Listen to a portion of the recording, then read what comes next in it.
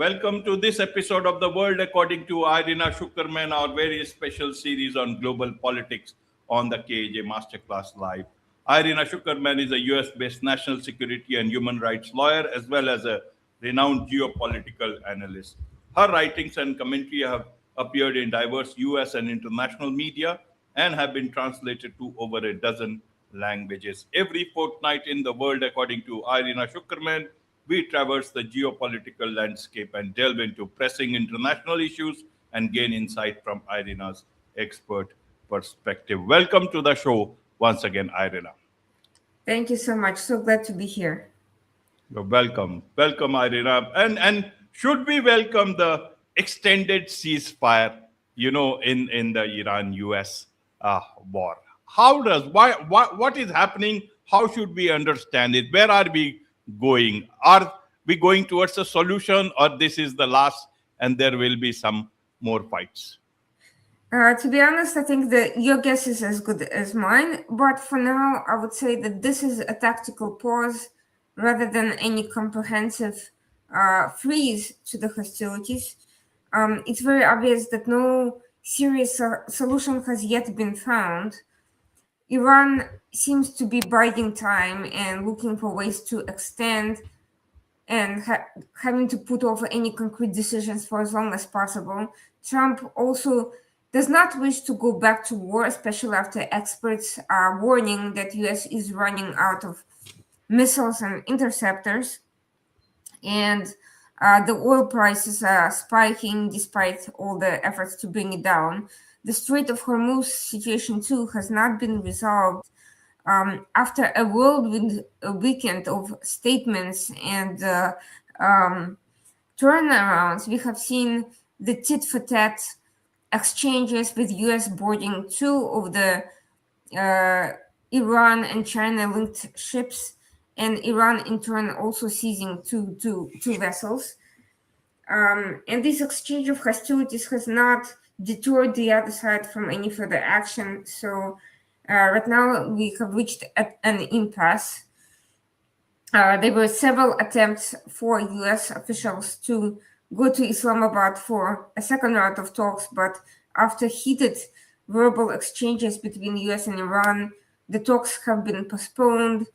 I think for Trump, the best solution is to not have to make a decision and to go along with the ceasefire extension, because he does not have to lose face and he doesn't have to make any concrete decision regarding allocation of resources. The Pentagon is asking Congress for a very significant sum of money to replace the dwindling supplies. There's also a push for American companies to produce more weapons quickly in preparation for potential return to hostilities. But in the meantime, the political mess in the US is escalating. 3 members of Congress, 2 Democrats and 1 Republican, have been forced out of Congress in the past few days. And there are talks that more might be on their way out. There's been gerrymandering fights all in key voting states. None of that bodes particularly well for Republicans in November. So the solution of the situation might be the optimal case for the Republicans at this point. They don't have to admit defeat in either case, and they also don't have to necessarily put boots on the ground to take any decisions that would be grossly unpopular with the American public. So the uncertainty, the limbo we find ourselves in, is certainly far from a victory, a very far cry from a victory, I would say. But at the same time, it could be the least bad option for the time being.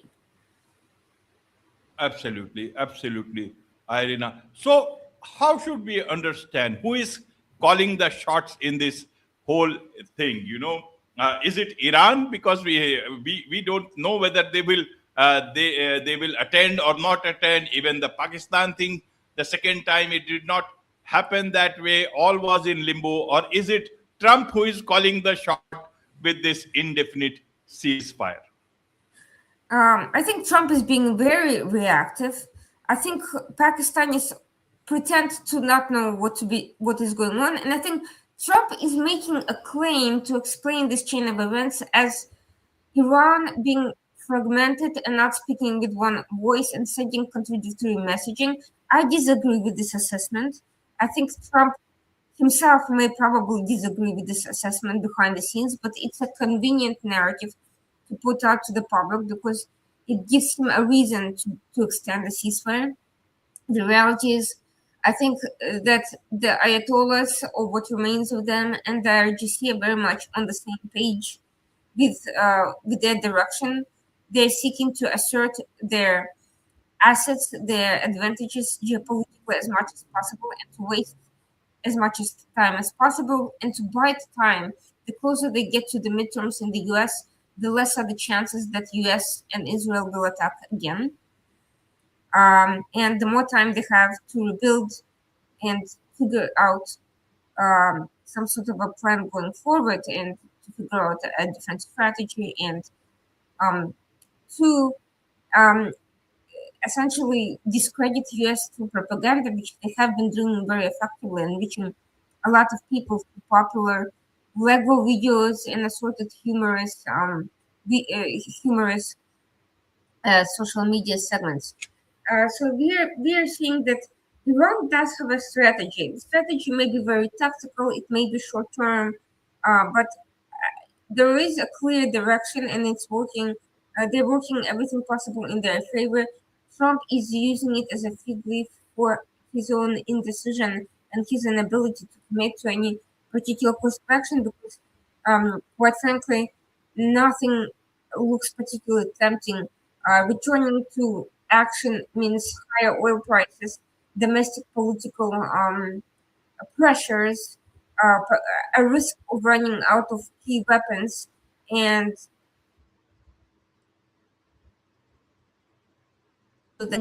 there's an overhaul inside Pentagon. There are career officials being replaced with the Hexath loyalists. It's unclear how that will reflect on everything moving forward. So there is a lot of reason for Trump to try to hide behind the excuse that Iran is fragmented, but in reality, I think Iran is very much unified in using even its weaknesses to its maximum advantage. Right, Irina. What does indefinite ceasefire mean? Means, does it show strength that is so weakness that one fine morning Iran will come and they will have a deal? Or this is a way of wriggling out much more strongly of the difficult situation that Mr. Trump found himself in? How does this look like? Iran can say it's an indefinite ceasefire.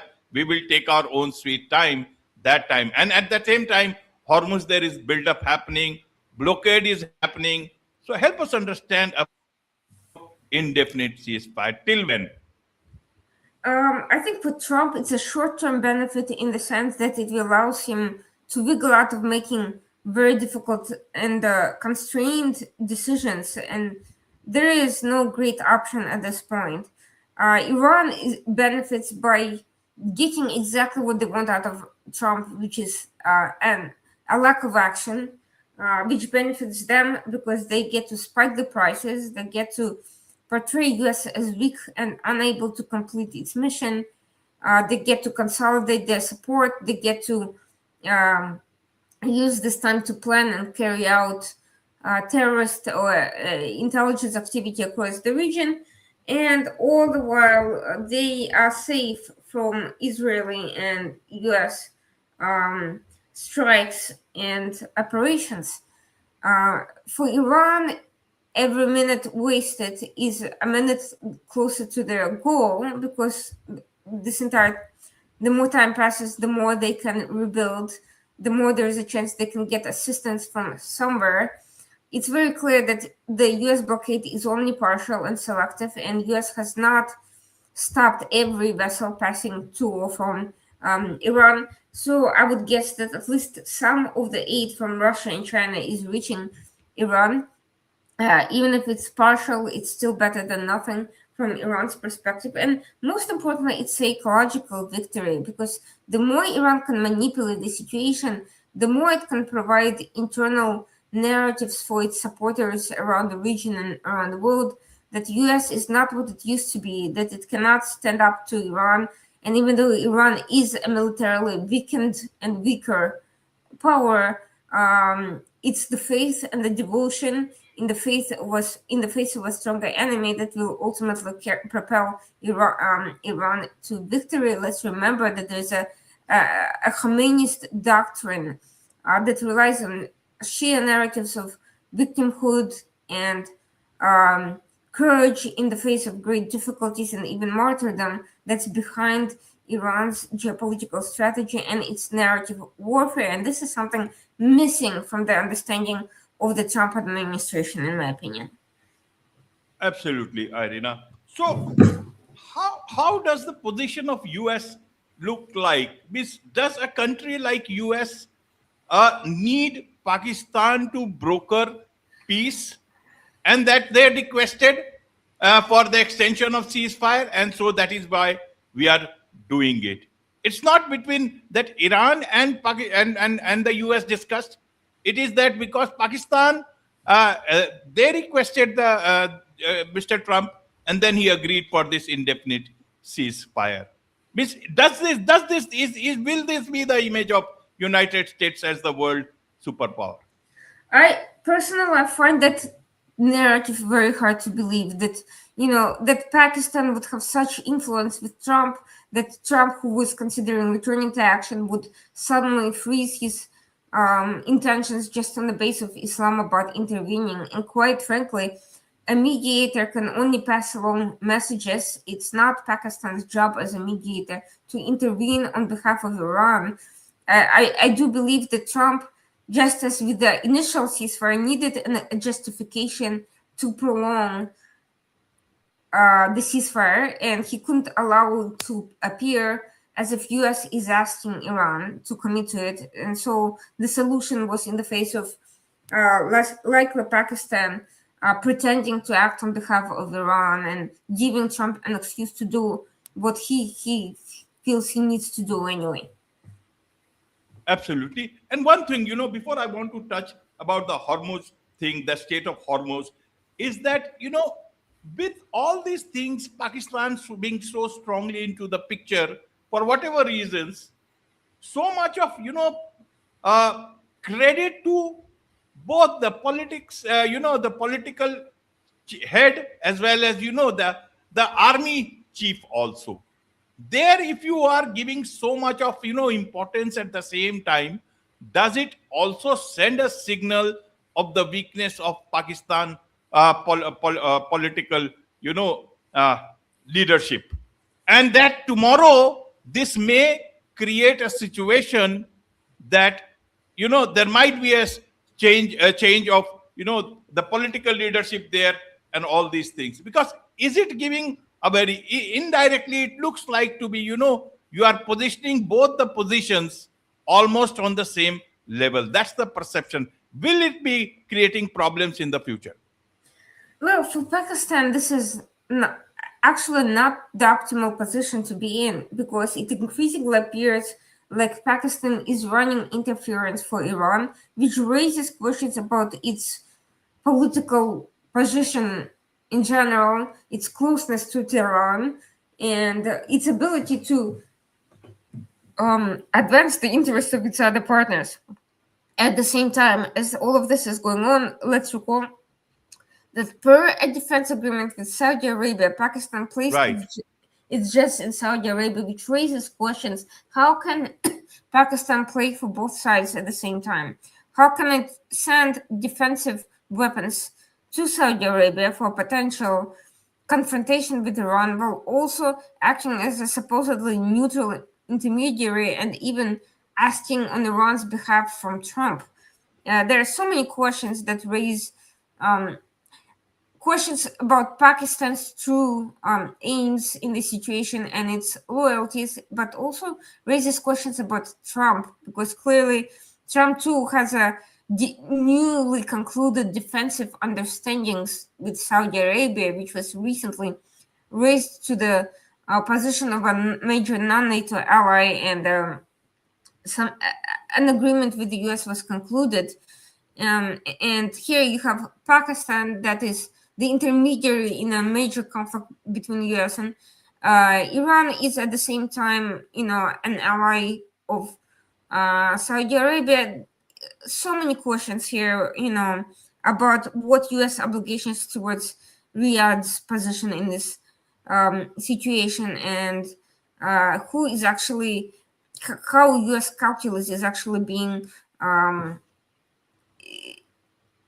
is being uh, is actually formulating. And we know that Saudi Arabia also asked the U.S. to lift the blockade over Strait of Hormuz due to its own interests being impacted by all of this.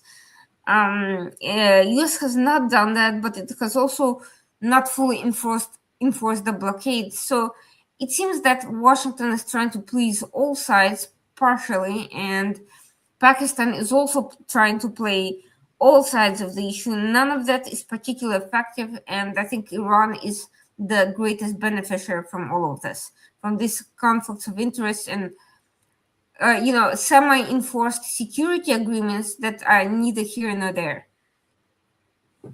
Absolutely, absolutely, Irina. What about talking of the Strait of Hormuz? Blockade, no blockade. I don't know what the situation is actually on the ground. Where does it look? Will there be respite for the world from at least that point of view?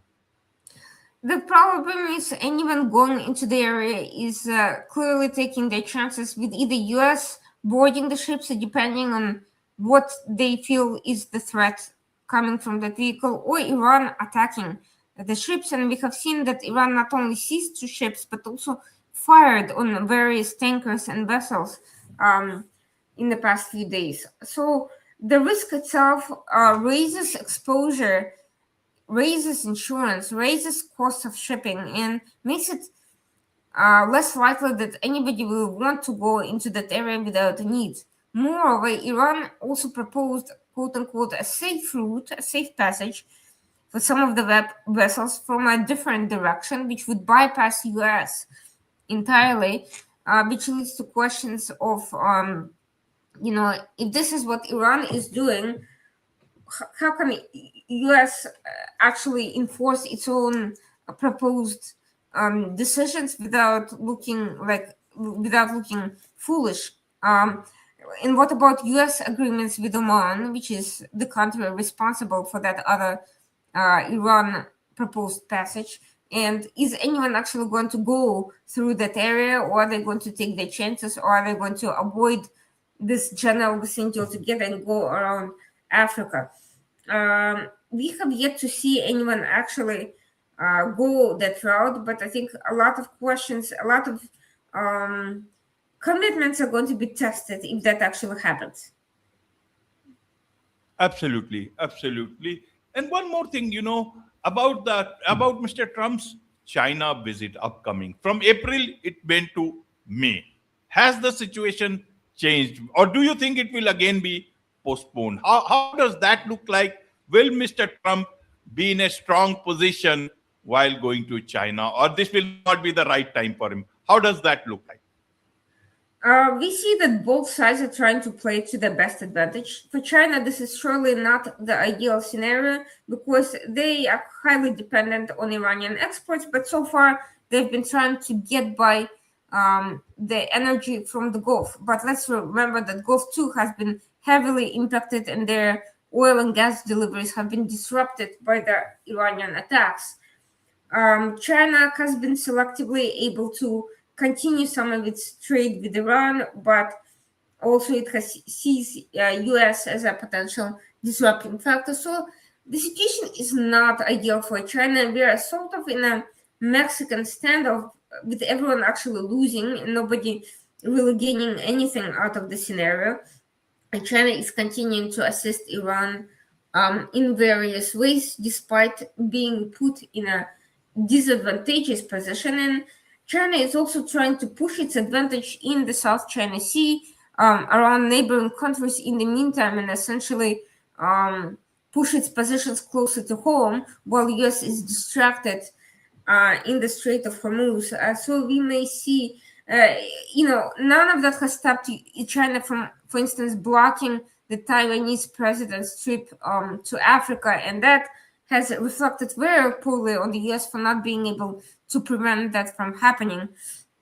So we're seeing that while China may be losing economically, it is also not necessarily losing politically in this case. Now, Absolutely. And yeah, carry on, Irina.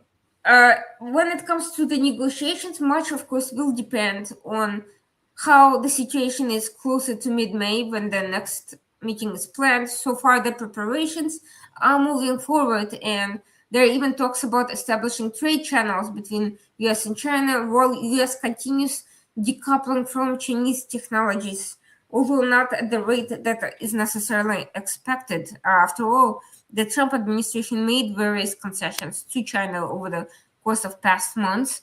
There are questions about the commitment. China, for its own part, is further and further restricting foreign entanglements between its sensitive technology producers and Western companies. Export-import controls are toughening up, and China is definitely moving into that extra Cold War area, knowing that it has cards to play with. The rare earth minerals that US cannot easily replace, and we will see potentially that if China feels particularly pressured, a couple of weeks from now by the oil situation, if it's not resolved in a satisfying way, China will start using those cards to pressure US, and sooner or later this Mexican standoff will reach a critical point where I think something is going to have to give. I expect that if the summit does occur, certainly the resolution of the situation is going to be part of the negotiations. And I don't think Xi is in a conceding mood.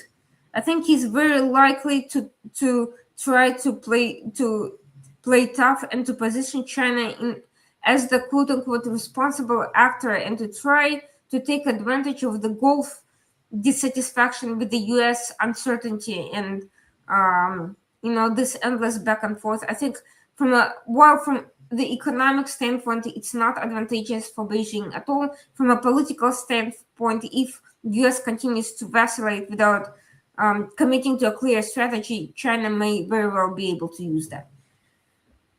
Absolutely, absolutely, Irina. And staying with the US, there's lots of more, whispers, noise you can say about Marco Rubio, presumptive nominee. What happens to JD Vance? Means, has he lost that position? Because he was very strongly talking about, during Zelensky meeting that you have not been thankful enough. Was he not thankful enough himself? And he seems to be losing that, race in the coming months. I don't think President Trump ever fully trusted J.D. Vance. I think he found J.D. Vance's political connections useful, at least temporarily, but eventually he found them more troubling to his personal business interests than they were of political utility. And I think he sort of set up J.D. Vance for failure with some of these political developments lately, in particular with regards to the Islamabad negotiations. We saw that during this time, as it was reported, J.D. Vance called Trump repeatedly, which indicates a lack of freedom of decision-making or some sort of uncertainty. We saw that Rubio remains relatively far from the worst of the failures related to this entire process.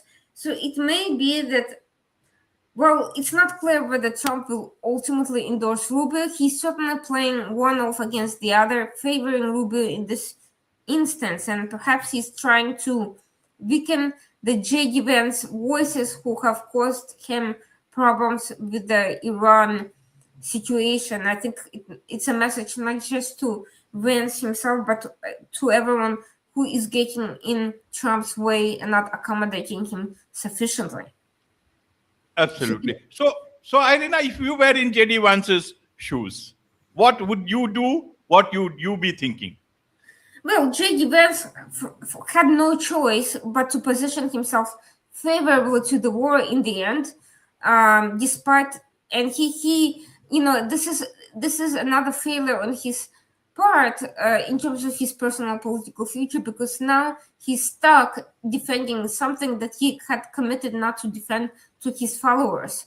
Now he is distrusted by Trump, but also now feels looks like a traitor to his own faction. So politically, he may be stuck, he may be trapped, and he may try to claim that he had no choice and that nobody is going to be less pro-war than he is in the future. But him being in this position will certainly come back to haunt him, and he may be challenged in the future by somebody from his own faction who was never in the position that he was, having to defend Trump's war by nature of being his vice president and needing his endorsement.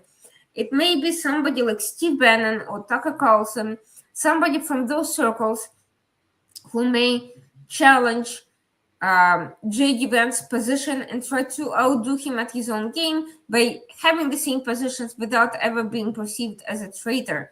Now, of course, that would weaken the MAGA faction, or at least the isolationist wing of the MAGA faction. That would certainly help Rubio and any other Republicans externally. But of course, there may be surprises in store, and we will see what they could be. I cannot imagine that the J.D. Vance faction could not foresee something like that happening. After all, Trump was never fully isolationist. He was very happy to intervene and to do whatever necessary when his own preferences and interests were concerned. And all of these people had to have known that in advance. So clearly, there may be a more complicated game going on behind the scenes. On the surface, however, for now, it looks like MAGA is tearing each other apart. Absolutely, absolutely. Let's move on from the US to Japan. Japan getting very active in terms of defense, even selling about its technology and equipment to other countries. What's happening with Japan? Very aggressive, very proactive into defense now. Well, there's a couple of factors. Politically, the new prime minister, Takaichi, is being bolstered by the outcome of the parliamentary elections that gave her party a very strong popular support and a mandate for these actions, even though the people of Japan are generally very pro-peace and opposed to any sort of interventionist positioning. I think the concerns between China / North Korea and Russia threats and even Iranian threats, coupled with the U.S.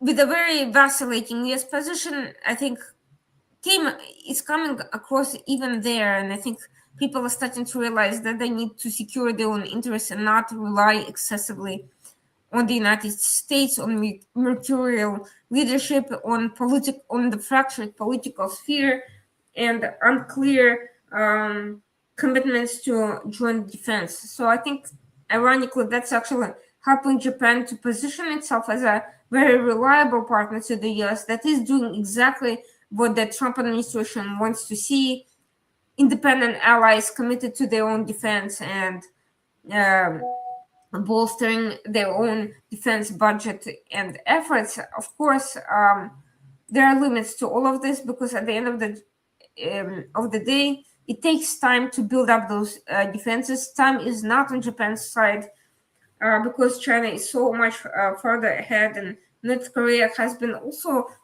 coming out of isolation, which is not necessarily a good thing.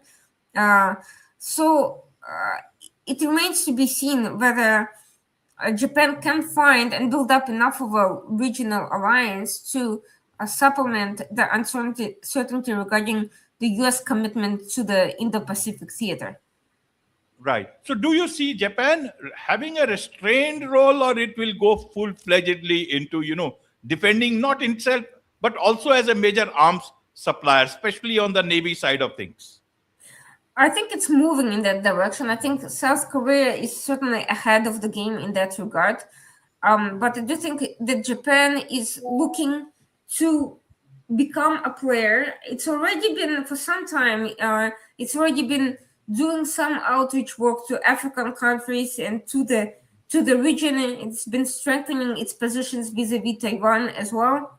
I think Japan is going to move much more aggressively. I do think that it's going to take a time before before it's truly in a position to really move very quickly in that regard. But it is certainly moving in the right direction and also strengthening other alliances with Australia, with South Korea itself, also even with India as well. We have seen the exchanges with Prime Minister Modi fairly recently. We are seeing that Japan may be looking more towards India as the regional uncertainty grows, and US is actually moving its strategy away from the Indo-Pacific towards Central Asia, towards economic corridors, the Middle East, and so forth. Absolutely, absolutely. And amidst all these things, South Korean president, he was on a strategic trip to New Delhi. Who got what? Why did he come here? Was it to give or to take? I think it's a bit of both. I think quite clearly there is a regional realignment uh, uh, uh, going on. The state visit is quite significant. It's a 3-day visit. There's a big 50 billion trade push and new deals that are being discussed. And it's a huge boost to economic ties. We're talking about energy, we're talking about critical minerals, we're talking about shipbuilding, semiconductors, and steel. And the countries are looking to double their trade to that $50 billion threshold by 2030, which is not all that far off. They're moving fairly quickly. They also want to re-energize a 2010 trade agreement. India wants the trade to be more balanced. South Korea wants greater market access because India is seen as the world's fastest growing major economy. And it's the first South Korean presidential state visit to India in 8 years. He brought with him approximately 200 South Korean business people.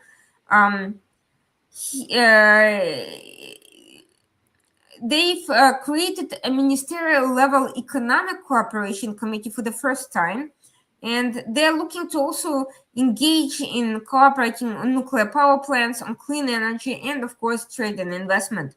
One of the issues in the backdrop of all of this is Iran was squeezing global energy supplies, so they want to ensure the stable supply of energy resources and key raw materials, including naphtha.